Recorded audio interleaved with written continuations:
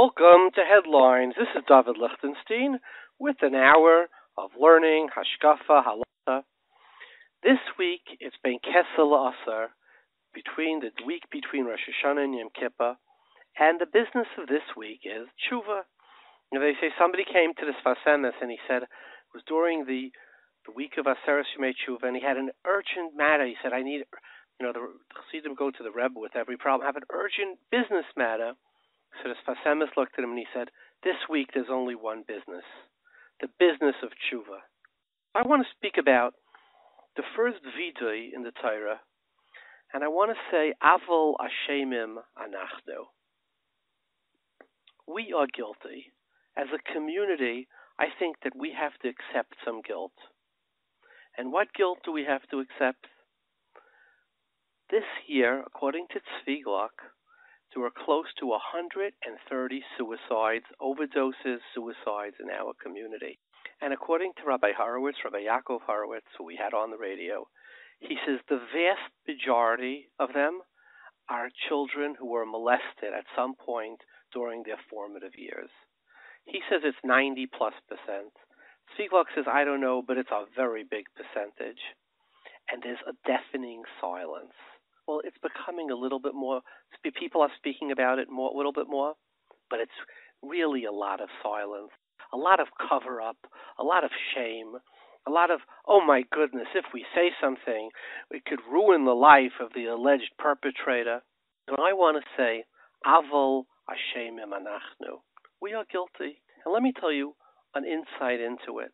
And we're going to have a number of guests tonight to talk about a number of children who didn't commit suicide, those who survived, and they're going to talk about the experience. Do you know that the first vidui in the Torah, where we learn the Lashon of vidui out, is when Ruvain, or when the brothers talking about after Yosef catches them, it says, Vayoimru ish el achiv, Avol Ashemim Anachnu. Targum says, Avol, what does Avol mean? Bekushta, truly, we are guilty. Alachinu, on our brother, Asherinu tzaras nafshay, we saw the pain of his soul. B'hischananoi aleinu, when he pleaded with us, he cried, he pleaded, he implored, he impugned us, right? V'loi shamanu, and we didn't hear. So the Ramban asks the question. Ramban says, in the entire Mechiras Yosef, we don't see that Yosef opened his mouth even once. He didn't cry. He didn't impugn. He didn't plead.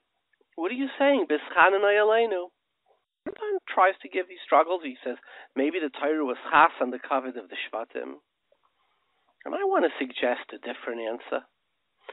I want to say we're going to have on the radio tonight a girl from Cleveland whose brother raped her for a period of 4 years when she was a young child. And she's going to talk about how she was in such shock that an older brother could do this to her. She could never say a word. She was struck silent. She was speechless. We're going to have a number of victims, 2 females and 1 male, who say they never opened their mouth. It was a person of authority, somebody much older. They didn't say a word. And I would like to suggest a teretz to the Ramban's kasha. Yosef, these were his older brothers. And you know what? It says that they were mitzaref the Shechina to their bezdin. And Yosef is looking at this and he's saying, it's a terrible thing they're doing to me inside. His eyes are looking in horror, but he can't say anything. I mean, they must be right. They're older than him. They're figures of authority. Often the molester is an uncle, a father very often, a teacher, somebody older, a friend, older neighbor. The child is in shock. And what does the Torah say about it? He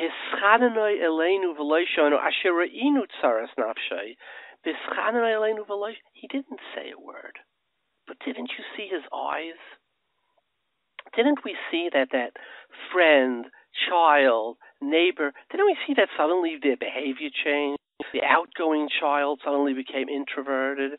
Suddenly they started hanging out and smoking. The good student suddenly wasn't a good student. We're going to hear from a girl in Australia who was molested by this Malka Leifa, Shem Rishayim Yerkov, who molested, I think she said, dozen girls, 73 counts, and then she was smuggled by a bunch of, really, they say the road to heaven is paved with, the road to Gehenim is paved with goodwill. A bunch of the community smuggled the molester out so she shouldn't have to face charges, astonishingly.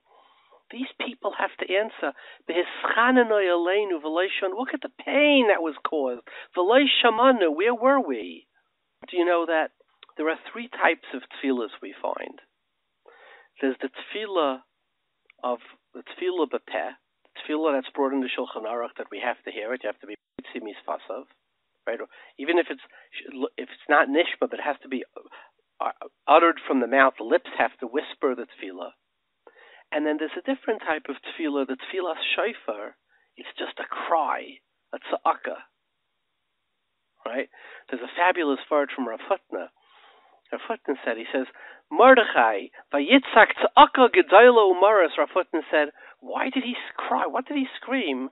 So Rav Hutner said, they used to say before the Anshe Knesset Agdel, and the Revi'im said, you say, Hakel hagadol hagibar v'hanoira. But then we were mavatal it. We said ayeg v'raisav. At the time of the Churban, there is no more gvura. And post Mordechai, the Anshe Knesset Hagdola, they put it back in. They said hein v'raisav. So he said in the times of Mordechai, there was no words. Akel hagadol gibaneris. Rav Hutner said, Ich ken nicht davenin, aber schreien weiß ich wie sei. He's like, I don't know how to daven anymore, but I know how to cry. That's the sound of the shofar. It's the cry. But there's a deeper cry, deeper. Like we say in Eicha, Tzoak libam el Hashem. And what is that? That's the unuttered cry.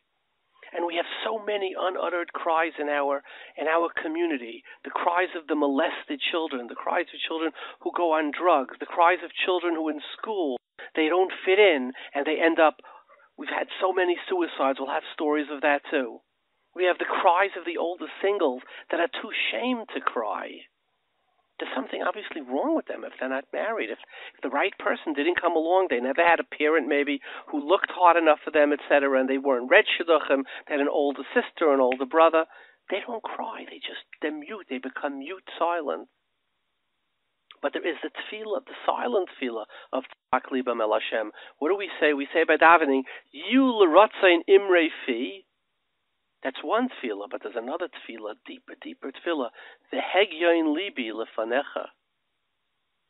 And these singles, they're all crying. These children that are molested, they're all crying. And you see the first video is, why didn't we hear that silent cry? And you know that we say in Slichas, Misha anal Avram b'hara Meriah hu yaneinu. We find no tefillah of Avram b'hara Meriah. Misha anal Yitzchak. Yitzchak, where do we see that he was in a spal? But the Medrash says that when he lifted the knife to shecht Yitzchak, 2 tears rolled down from the eyes of Avram. And they fell into Yitzchak's eyes. Some say they blinded him. But 2 tears. And you know what those 2 tears were? Those were the silent cry of Avram. We say, Misha anal Avram b'har Meriah, hu yanu. Where are we when these singles are crying?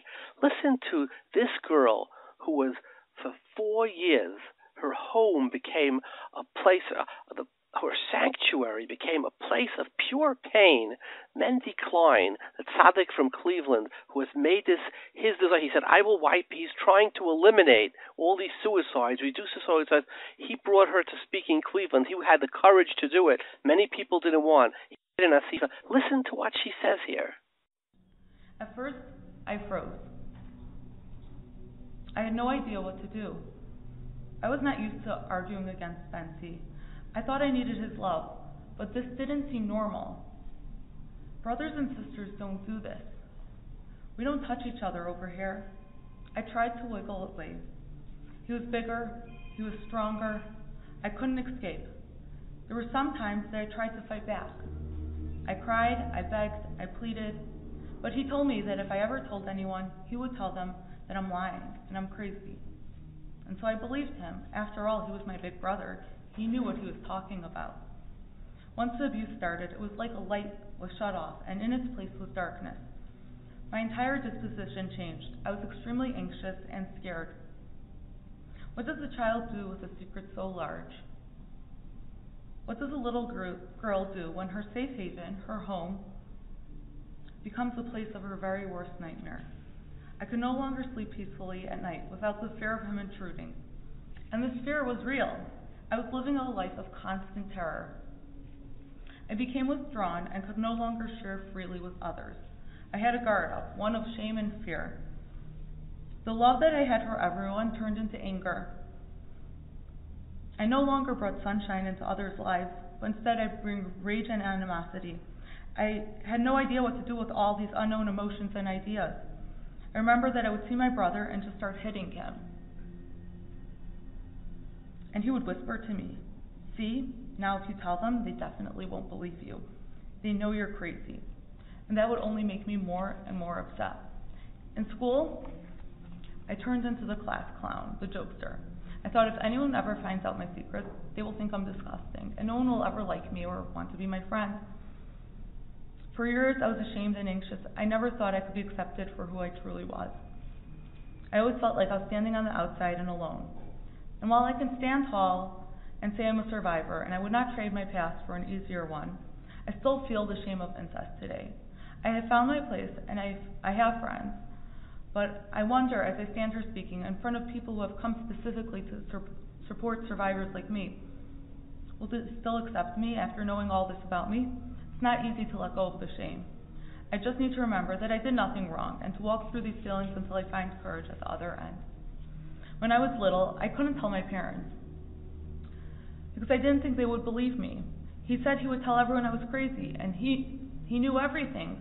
But I also knew how wrong it was what he was doing, and I didn't want to hurt them. In my young mind, I couldn't see how much it was destroying me, and I didn't want my parents in pain from the actions of their children. But abuse is never a family matter. How can we resolve the problem where it took place and was silenced for so long? We need an objective person to help clear the dysfunction. It is our responsibility as a community to help every child, whether they're being abused by a relative, an acquaintance, or a stranger. But the more vulnerable the child, the more help they will need. As I stand here today, I wish I could tell you it gets better, but it doesn't. Child sexual abuse will always be devastating. It will always be painful, and it should be. But you will get better, and you will learn to cope with the pain and devastation, and you will be able to lead a healthy life, because you can get better. I promise. But it's time to end this. Please, I beg you, be aware of what is happening in your home. It can be happening in any home. Speak to your children, educate them. If any one of your precious children comes to you and discloses abuse by another family member, tell them you believe them. You will never have another chance to make that lasting first impression, and then help them. You can help both the abuser and the victim, and love them both. Now here is Mitzi Weiss. For many years, his father was a mechanech, a rebbe, until he was molested in yeshiva by one of the older, a mechanech in the yeshiva. Listen to what he says when he's asked, why didn't you speak up, or did you speak up? It's not just a female thing. When I was younger, as you mentioned, I grew up, my father was a rebbe in Telz Yeshiva in Chicago, and I was just one of those kids that I didn't quite fit into the system, perhaps. So, not a bad kid in any way. It just sometimes you have kids who just have a little trouble fitting into the system. And, this was a very disturbing thing to my father. And so as a result, I think, he throughout the years, he just went to different people to try to figure out how to sort of set me straight, I guess. And unfortunately, what that did is had me end up over by Avremel Mandarovitz, who was actually a family friend. We all, he grew up in Chicago. He was a Talmud in the yeshiva by my father, and certainly was a very familiar person, and had a reputation for helping out kids in that situation.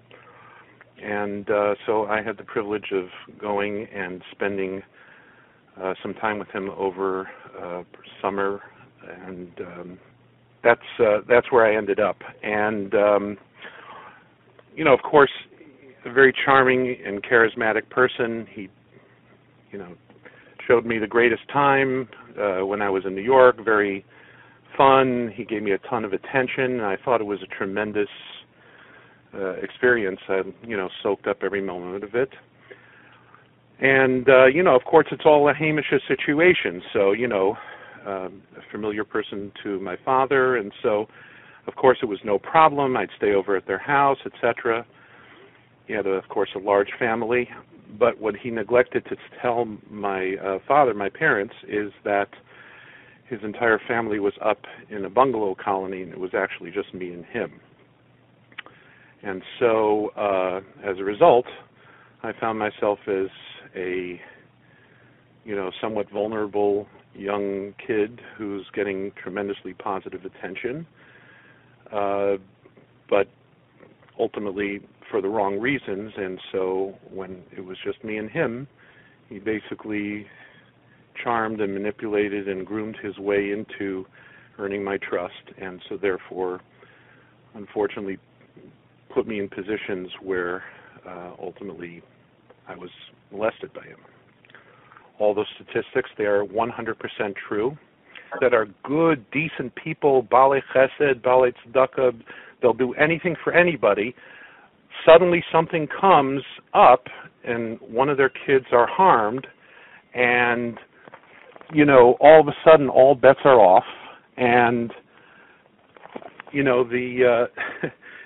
they suddenly, instead of doing the right thing by their child and, going to the authorities and getting the kid the right support and whatever, of course it always ties into the whole shidduch situation because everybody's trying to protect their, pedigree and, pristine reputation and, whatever. So as a result, otherwise good, decent, smart, God-fearing people suddenly go off the rails and they won't say anything. And in doing so, they completely sacrifice one of their children to the Molech.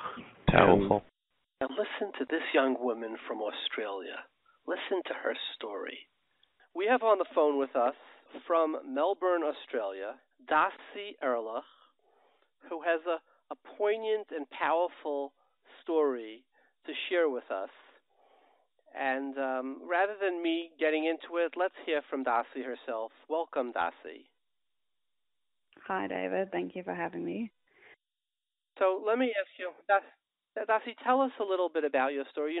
Here in America, there have been, according to Tzvi Gluck, over 100 suicides in the last year. And he says a substantial amount of them were children who were abused who were not able to deal with it.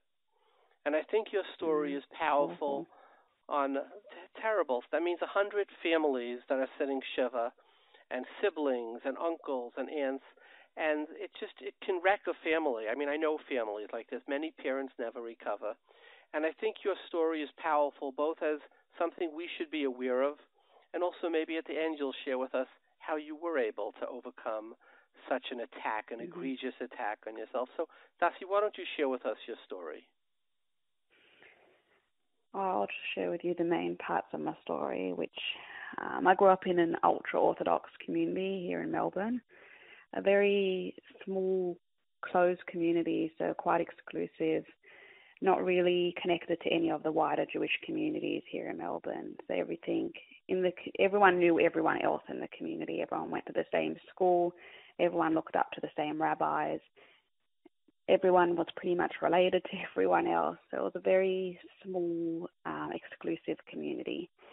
And I went to this school where I was, taught obviously a lot of religious studies. There wasn't a very big focus on knowing anything outside of that. So what we were taught at the school, that was our world. And obviously the focus was a lot on the religious studies. We weren't really taught much, like the general curriculum was at a very low level. So I grew up in that school. I had friends. I enjoyed school. I didn't know anything about, the body, about my sexual identity, absolutely nothing. That's not something that you ever speak about, think about, know, or should know about. And when I was about 14 years old, Malka Leifer entered the school, and she became principal very quickly of the school. And she was a very charming, very charismatic person. She was extremely friendly. Everyone looked up to her. The entire community looked up to her. Everyone, thought that she was special. She was someone that everyone kind of wanted to know and have something to do with. She lent some sort of status to the community because she was that type of person that everyone looked up to. And she became the principal of the school. And while she was the principal of the school, she got to know her students, and she would single out certain students to be her favorites. And of course, as the principal of the school, everyone wanted to be her favorite. So she would, as they say, the grooming period, she would get to know a student. She would invite them over to her house, invite them over to come and have special study sessions with her. And she did that with me, and over the years she grew me to just accept what she was doing as normal. And she sexually abused me and quite a few other people that I know, including my sisters. And I had absolutely no words for what was happening for me. I didn't understand what was happening. I had no words for what was happening to me. There was no one I could actually talk to.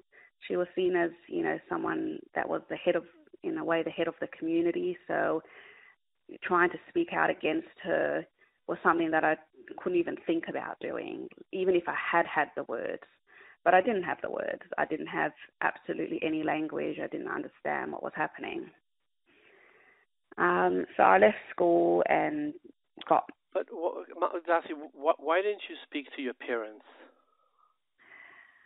So my parents... So I came from a home that was abusive, and I think that's why Malka Leifer was able to kind of really draw me in with her warmth and her love, because she knew that I wasn't getting that at home. And so she knew that there was a big lack of communication between myself and my parents, and there was a lot of other type of abuse going on there. And so I wasn't close to my parents, and my siblings weren't either.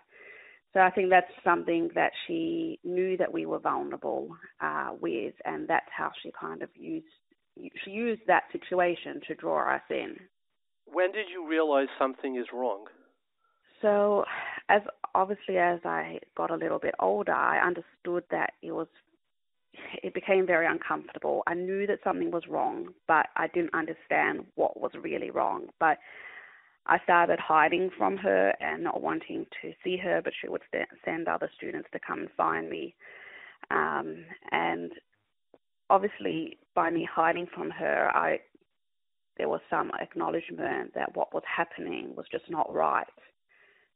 But I had no way to stop what was happening. And how long did it go on for? It went on until I left the school, got married, and went to live in Israel for a few years. Tell me about your story. You got married. Like, what damage did it do? So I was completely, as they say, disassociated. So I was completely cut off. The way that I managed to kind of get on with life was completely to disassociate from my feelings. So I just kind of was completely numb inside. And it obviously led to a lot of stress in our marriage. I was trying to get pregnant with my husband. We were living in Israel. I became quite depressed. I wasn't able to get pregnant, and that was also something that was playing on my mind, because that's what I was taught growing up, that was my identity as a Jewish woman, to have a child, to have children. And I wasn't able to do that. I became quite depressed. I started seeing a therapist, and I started talking to her about the things, that I was thinking about. And at some point in that therapy, she said to me, something doesn't make sense here. What you're explaining to me, how you're feeling, and the way that you're cut off from your emotions. There's some trauma that has happened to you that you're not telling me.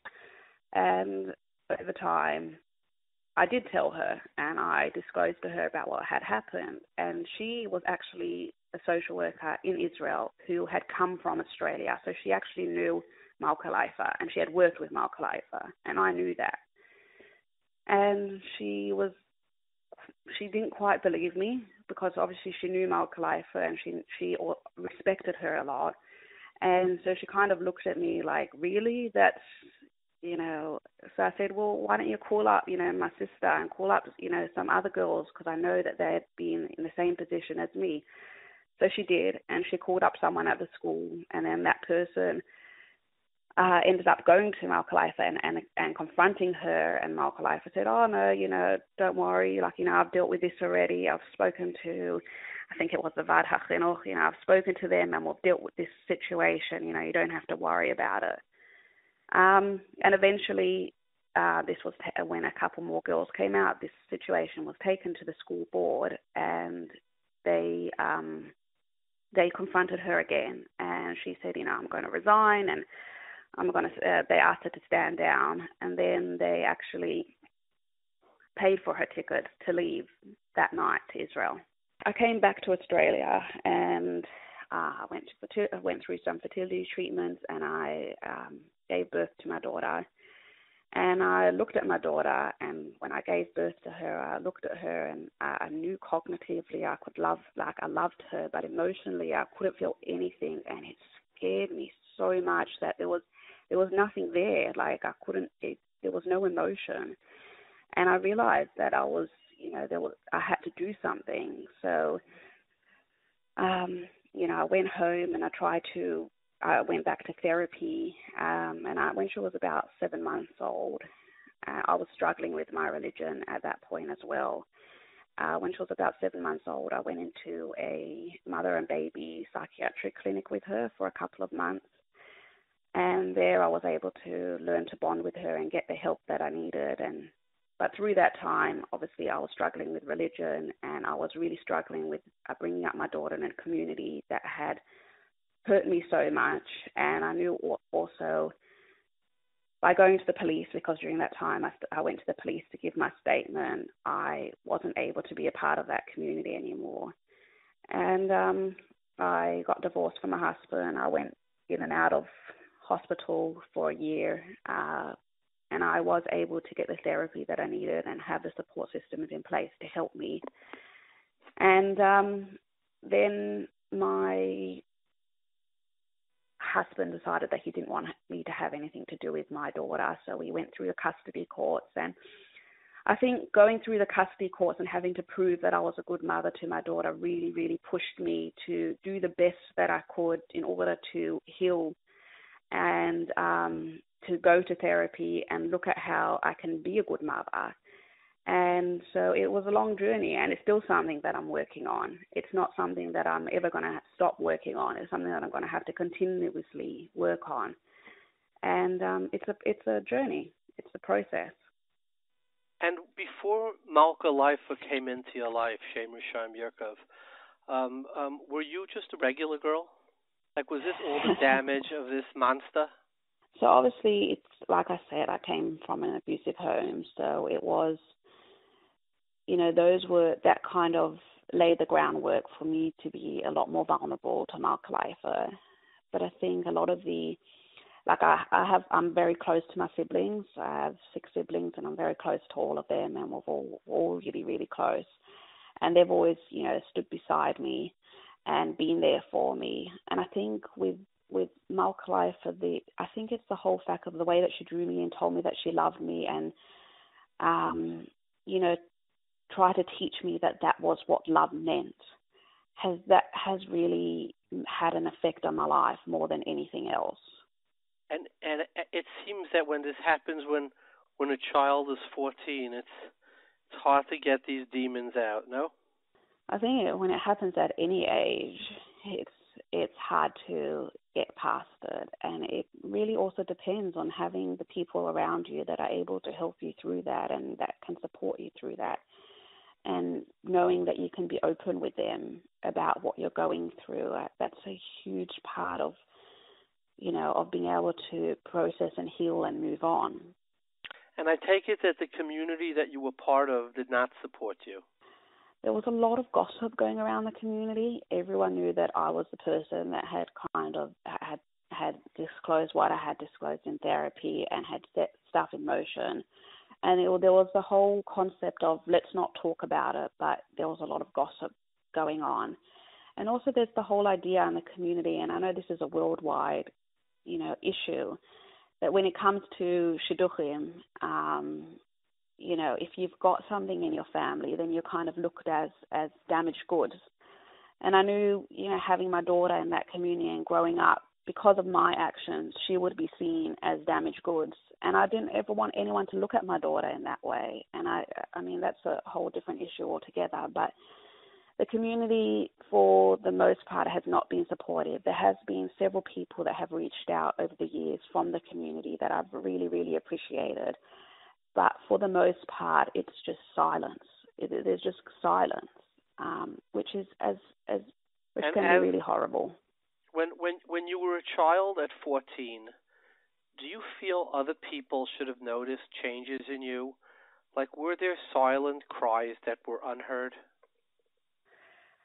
In the school, and because no one had dealt with this before, like the school had no idea, there were so many signs about what was happening that people, in retrospect said, oh, we should have understood, that she was taking people into, her office and closing all the blinds and closing the doors and having people sleeping over at her house. I mean, that's just not normal behavior, but no one had dealt with something like that before. So there was a lot of signs, my grades did slip, during the last few years of my school, and I was more distracted. I don't know if, unless people understand those signs, that they would have known that's what to look for. I think the education now is a lot better because people understand that's what to look for. But during that time, no one had ever dealt with something like that before. So they kind of had no idea what to even look for. Now, when you say your grades slipped, were you a good student before this? I was always a good student. I always got top marks.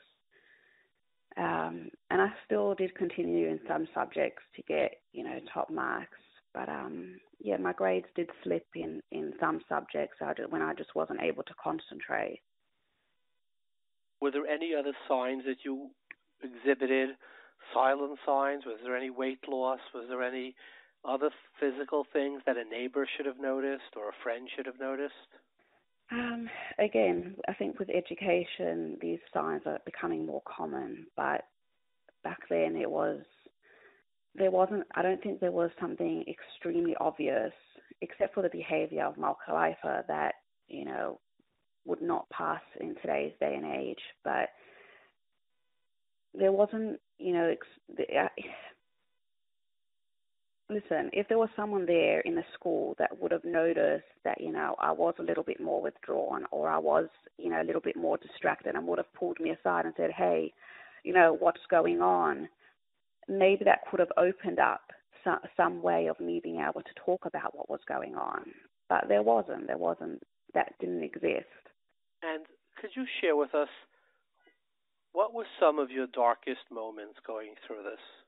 Well, during the actual time that the abuse was going on, I think it was just this, I was living a double life. There was what was happening, and then there was, the rest of my life, and I was completely disassociated between the two. It led to a lot of conflict within myself, and then trying to bury that conflict and trying to, just completely numb my feelings so that I didn't, because I didn't understand what was going on.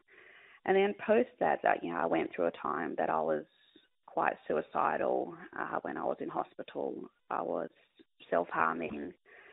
I wasn't able to bond emotionally with my daughter. I would say that would probably be the darkest times. When you were suicidal? The most challenging times.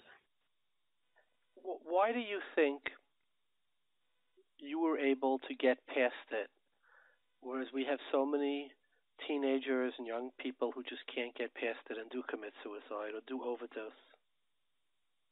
I think the main two things that I can say that really helped me to move past it was A, having a support system in place, my siblings and other various family members that were there to support me and just let me know that they were there for me, come and visit me in hospital and just, be there, not even in huge ways, just by constantly knowing that they were there for me, and if I needed them, that they were around me. And the other thing I think that really helped me to get better was having a reason to get better. It's very hard to get out of that cycle of what I call the cycle of a victim. It's very hard to kind of step out of that cycle and tell yourself you can get better, you can move on. And there are ways to process this. It's extremely hard when you're in that cycle to step out of it. And I think having to fight for my daughter and having a reason to get better and looking at her and knowing that I wanted to be a good mother to her, that gave me an immense push to try and heal myself and figure out what can I do to take care of myself and to be a good mum to her. What would you say to the people who supported Malka Leifa and smuggled her out of the country? What would you say to them? If they're listening now, what would you say to these people? I actually don't really have any words to say to those people. I would hope that they understand what they've done and,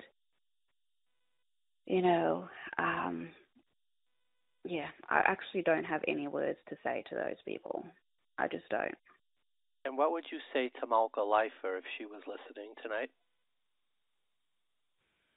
I would say that she should stop playing the system in Israel and just come and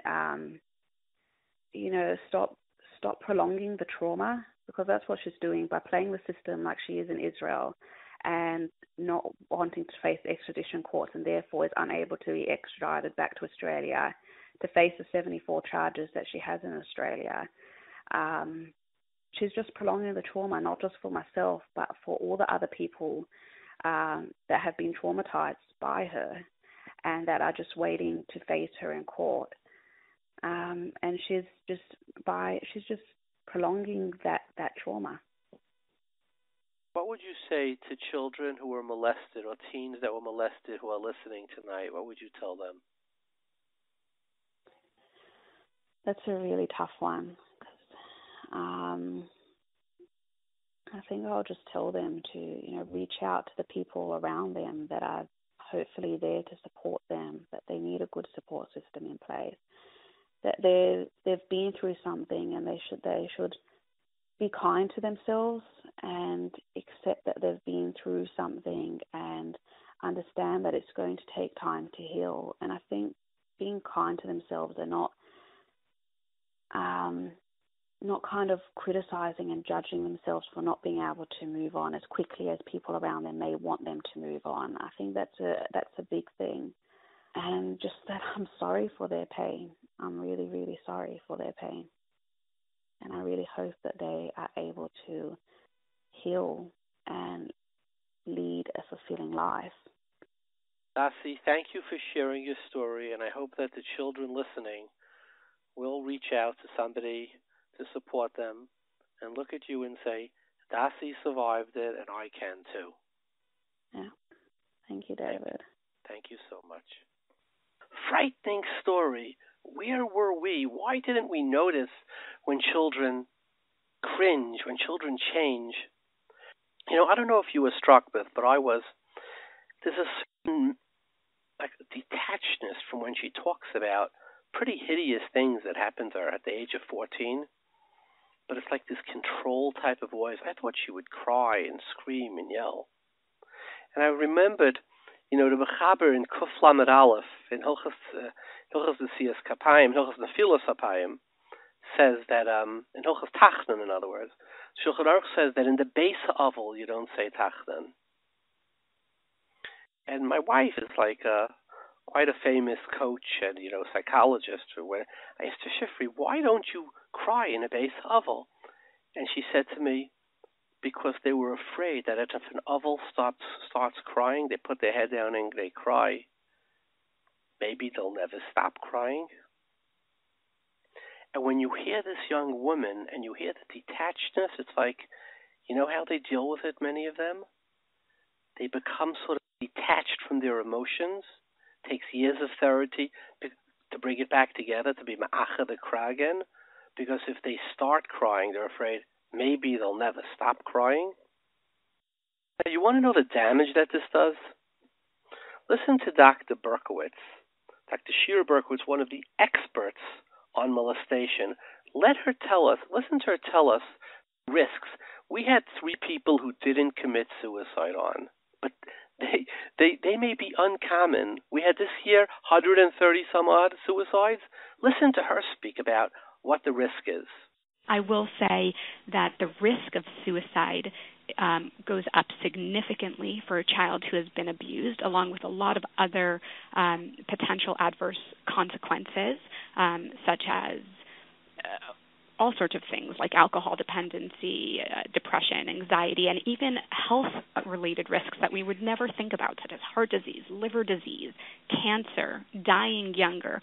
All of these things have been found. All children who have been abused even one time have been found to be at increased risk for these adverse outcomes. Now, here is David Fromowitz. He was molested by Coco, he says, like 35 or 40 years ago. And listen 40 years later, pain that which he speaks about it. You want to know the damage that this does. This is from a survivor, somebody who did not commit suicide. Did you tell anybody in the yeshiva? I did not tell anybody in the yeshiva. Can you, David, how has this affected you in your life? Just to tell you that I admire the courage that it takes for you to come on. And the reason I ask you is because hopefully we do have thousands and thousands of parents listening. And it's important that they know that when their child comes over to them, that they should believe it and understand the impact of it. So if you don't, and if any time you feel uncomfortable, just say, let's move to another. How has that affected you in your life? How that affected me?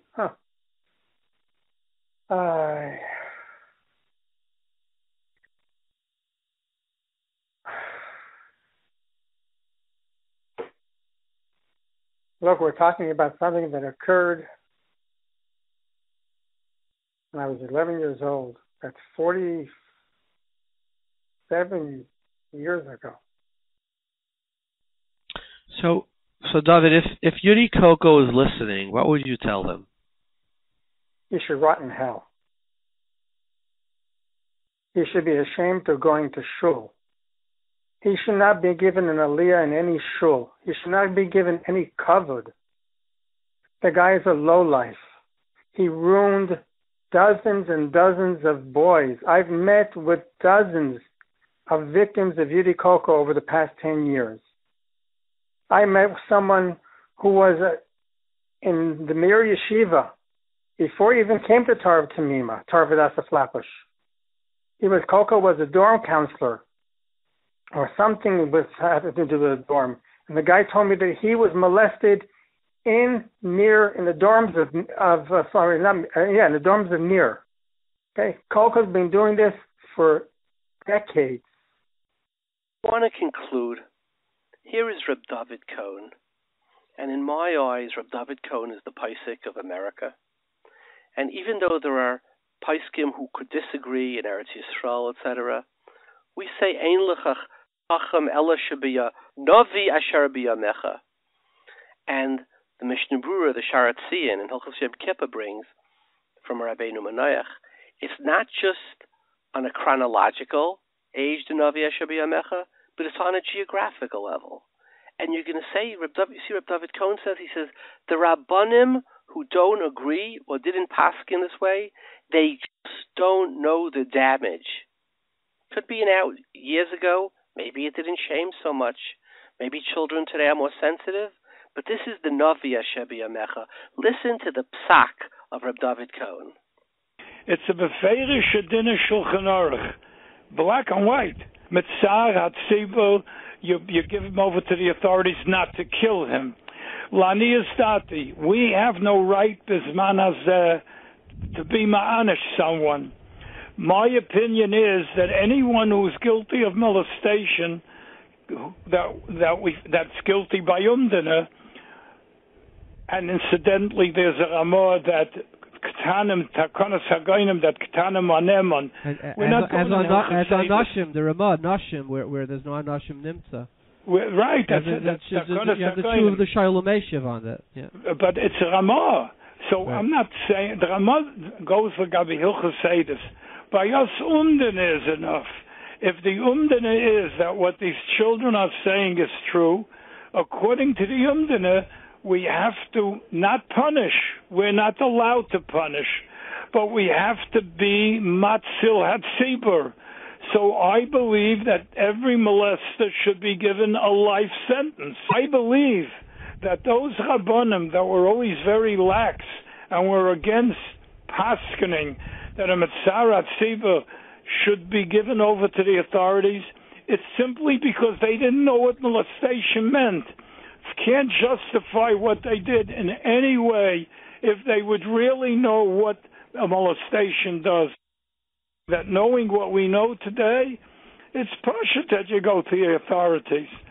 Rabbonim are not trained like psychologists. Even among psychologists, one needs special training in this area called molestation.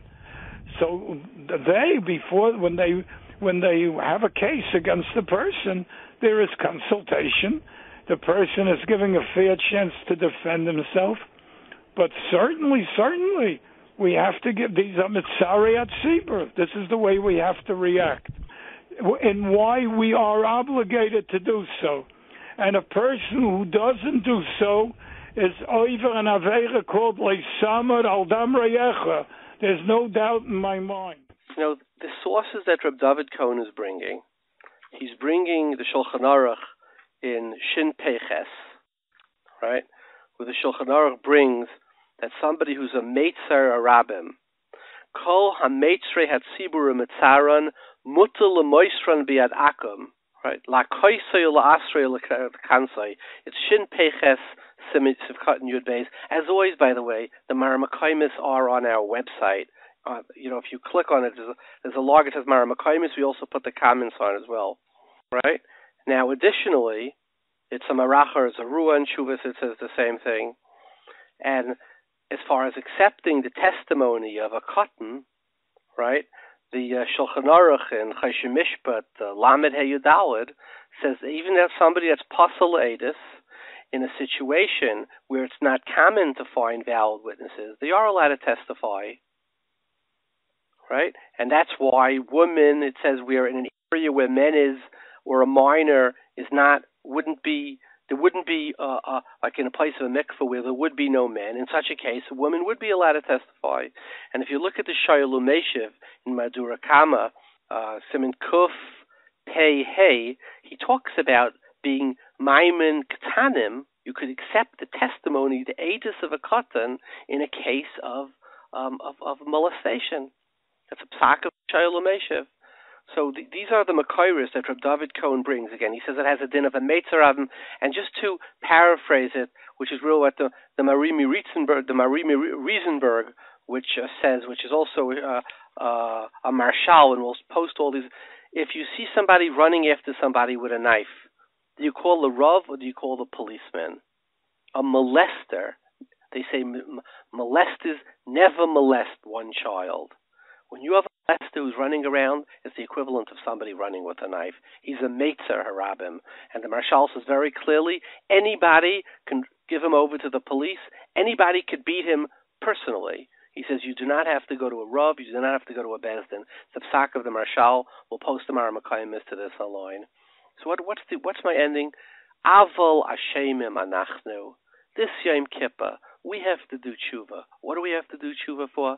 If there's over 100 suicides in our community and we've done nothing, we've looked the other way, we haven't come out en masse and said, this has to stop, we have to do tshuva for this. And even if we didn't see it exactly, we should have heard the cry of the silent. And I'm convinced, I am sure, that the Rabbonim Shalom is midah keneged midah. If we are able to hear the silent cry, certainly Kavayachal, the Rabbonim Shalom, and we protect those children, and we can cut the suicide, and we give over the molesters, we give them over to the police who will do their investigations and deal with them in an appropriate manner. But if we can hear that silent cry, b'schus that we heard the silent cry, the Rabbonim Shalom will hear our silent cry, and it would be Yiu l'ratzen imrei fi and hegyein libi lefanecha. We should all be zeicha to a good gebencht year. This is David Lichtenstein for Headlines Radio.